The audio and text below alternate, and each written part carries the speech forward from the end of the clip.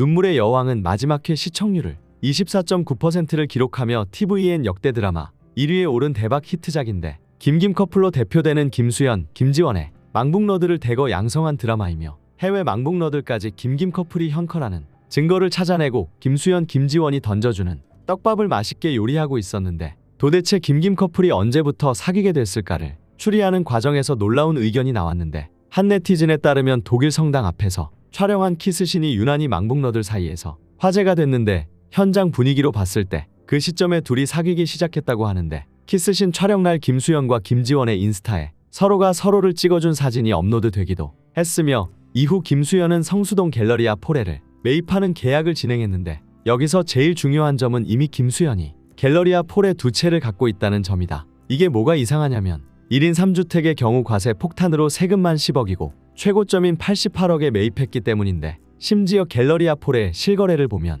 2023년에 딱 한 건 김수현의 계약만 있었고 이렇게 홀로 계약을 할 정도면 애초에 부동산에 미리 말을 해놨기 때문일 텐데 처음에는 85억에 올라왔던 매물을 3억 더 주고 구매한 것인데 세금 포함 약 100억을 투자했다는 사실에 많은 팬들이 놀랐고 왜 그럴까 추리해보니 여기서 또 김지원의 이름이 나온다. 실제로 갤러리아 포레 중에서도 저층 뷰가 찐이라는 얘기가 있는데 서울숲과 한강뷰까지 제일 이상적으로 보이는 높이라 더 비싸고 수요가 많은데 김지원이 인터뷰에서 새롭게 푹 빠지게 된 것들에 대해 말하길 자연과 풍경에 대해 빠져있다고 대답했으며 이런 김지원을 위해 추가로 돈을 더 얹어주면서까지 갤러리아 포레를 추가로 매입한 게 아닌가 하는 의심이 드는 건 어쩔 수 없는 노릇이다. 사실 눈물의 여왕 독일신들은 김수현, 김지원의 신혼 다큐나 다름없었는데 촬영 허가가 힘들어 다큐멘터리 콘셉트로 촬영했고 어떻게 보면 자세한 대사나 행동 디렉팅 없이 둘이 애드리브와 찐 관계성 바이브로 이끌어 나간다는 것인데 왜 이렇게 연기가 자연스럽고 눈에서 자연스럽게 꿀이 뚝뚝 떨어지나 했는데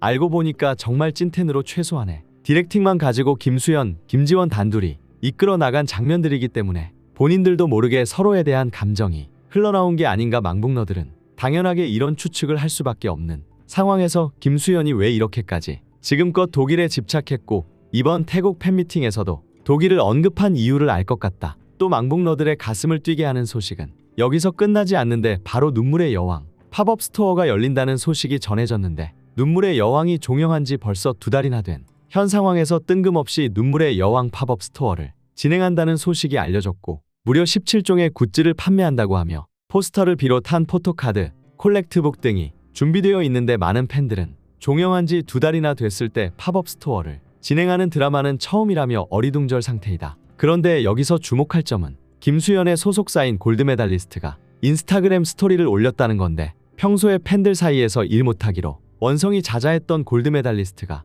갑자기 이런 게시물을 올렸고 이에 망북러들은 역시 이것도 김김 커플의 모먼트가 아닐까 추리했고 골드메달리스트가 주최하는 것이 아니기에 소속사에 이득이 되는 것도 별로 없을 텐데 이렇게 홍보까지 하는 걸 보아 찐커플이라며 망북러들이 다시 한번 불타올랐다. 오늘 김수현이 팬미팅 일정상 일본으로 출국하며 또 어떤 떡밥을 뿌려줄지 기대가 되는데 시몬스처럼 편안하고 안정적인 떡밥에 늘 감사하는 마음이며 늦게라도 눈물의 여왕 팝업이 열려서 기쁘고 미공개 사진이 있을지도 모르니 어서 가서 구매해야겠다.